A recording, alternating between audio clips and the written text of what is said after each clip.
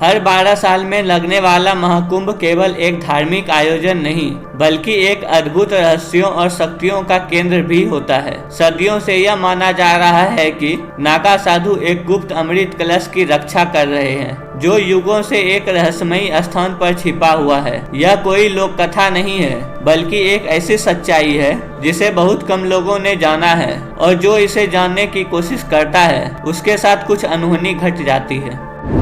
आदित्य शर्मा एक खोजी पत्रकार था। महाकुंभ के इन रहस्यों को उजागर करने के लिए प्रयागराज पहुंचा था। वर्षों से उसने ऐसी कहानियां सुनी थी जिन्हें यह दावा किया जाता था कि नागा साधु केवल योग और तपस्या के लिए नहीं बल्कि एक अलौकिक शक्ति की रक्षा करने के लिए यहाँ आते हैं। शाम का समय था। पूरा कुंभ नगरी भक्तों से भरी हुई थी। गंगा आरती की गूंज वातावरण में गूंज रही थी, लेकिन इस दिव्यता के बीच कुछ ऐसा भी था जो रहस्यमयी और अज्ञात था। तभी अचानक एक अजनबी साधु सामने आ खड़ा हुआ। उसकी आंखें इतनी गहरी और ठंडी थी मानो वह संसार से परे किसी और ही लोक से आया हो। उसने धीमी लेकिन कठोर आवाज में कहा, अमृत के रहस्य को जानने की कोशिश मत कर वरना यह शरीर नष्ट हो जाएगा। आदित्य चौंक गया। वह साधु कब आया कब चला गया यह उसे समझ नहीं आया, लेकिन अब तो उसका संकल्प और भी दृढ़ हो गया। उसे इस रहस्य की तह तक जाना ही था।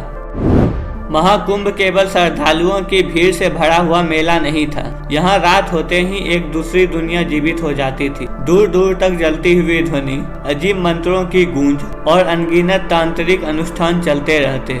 आदित्य ने सुना था कि नागा साधु अपने अखाड़ों में किसी बाहरी व्यक्ति को प्रवेश नहीं करने देते, लेकिन वह किसी भी तरीके से उसके सबसे रहस्यमयी स्थान तक पहुँचने का रास्ता ढूंढ रहा था। इसी खोज में उसे पंडित रमाकांत शास्त्री मिले जो दशकों से कुंभ में आ रहे थे। उन्होंने धीमी आवाज में कहा, नागा साधु केवल योगी नहीं है, वे एक अद्भुत शक्ति की रक्षा कर रहे हैं। वह शक्ति स्वयं भगवान शिव से जुड़ी हुई है। रमाकांत जी की आंखों में भय था। उन्होंने आगे बताया कि अगर कोई इस धरोहर को पाने की कोशिश करता है तो उसे इसका मूल्य चुकाना पड़ता है। आदित्य का दिमाग अब और भी बेचैन हो गया। यह क्या था? क्या सच में अमृत कलश यहाँ कहीं छिपा हुआ था? रमाकांत शास्त्री ने उसे चेतावनी दी थी कि शमशान घाट के पास एक गुप्त अनुष्ठान होगा जहां नागा साधु अमृत कलश की रक्षा करते हैं। आधी रात को जब कुंभ नगरी सो रही थी, आदित्य अकेला घाट की ओर बढ़ा। चारों तरफ सन्नाटा था। केवल जलती हुई चिताओं की हल्की रोशनी और दूर से आती हुई मंत्रों की गूंज थी। वह छिपकर देखने लगा। सामने नागा साधु बैठे थे और उनके बीच एक काले वस्त्रों में लिपटा साधु कुछ अनोखा मंत्र पढ़ रहा था। अचानक वहां से एक तेज रोशनी प्रकट हुई। उसकी चमक इतनी प्रबल थी कि पूरे घाट को प्रकाशित कर दिया और उस रोशनी के केंद्र में एक सोने का कलश रखा था। आदित्य की सांसें तेज हो गई। उसकी आंखों के सामने वह दृश्य था जिसे अब तक उसने सिर्फ कहानियों में सुना था। लेकिन तभी चारों ओर एक भयावह शांति छा गई। एक गहरी डरावनी आवाज आई, कौन है वहाँ?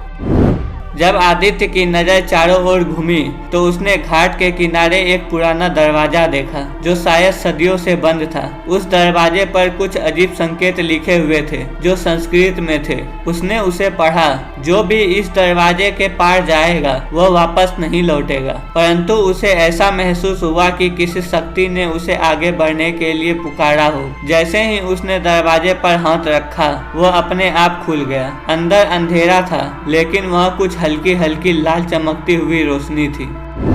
आदित्य ने जैसे ही कदम अंदर रखा उसे एक जोरदार गर्जन सुनाई दी। पीछे मुड़कर देखा तो नागा साधु खड़े थे। उनकी आंखें लाल हो चुकी थी और शरीर पर राख पुती हुई थी। उनमें से एक साधु ने कहा, यह स्थान केवल देवताओं और योगियों के लिए है। जो इसे देखने आएगा वह या तो अमर हो जाएगा या श्रापित। तभी एक साधु ने अपनी माला उठाई और हवा में घुमा दी। अचानक पूरे स्थान पर तेज हवा चलने लगी और वह रहस्यमयी द्वार फिर से बंद होने लगा। आदित्य पीछे भागा, लेकिन तभी उसे महसूस हुआ कि कोई शक्ति उसे बाहर ढकेल रही है। जैसे ही वह बाहर आया द्वार अपने आप अदृश्य हो गया।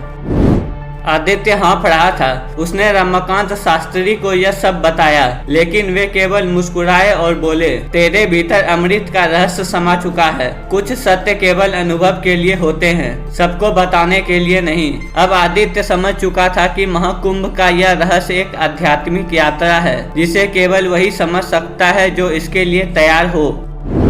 आदित्य ने अपना जीवन बदल लिया। उसने दुनिया के सामने कुछ भी उजागर नहीं किया, लेकिन उसका हृदय किसी दिव्य ऊर्जा से भर चुका था। उसने उस स्थान पर फिर से जाने की कोशिश की, लेकिन अब वह पुराना दरवाजा कहीं नहीं था। कहते हैं कि वह दरवाजा केवल उन्हीं के लिए खुलता है जिन्हें स्वयं भगवान शिव ने चुना हो। महाकुंभ में लाखों लोग आते हैं, लेकिन कुछ ही लोग वहां से एक अमर रहस्य लेकर लौटते हैं, और शायद आदित्य अब उन्हीं में से एक था।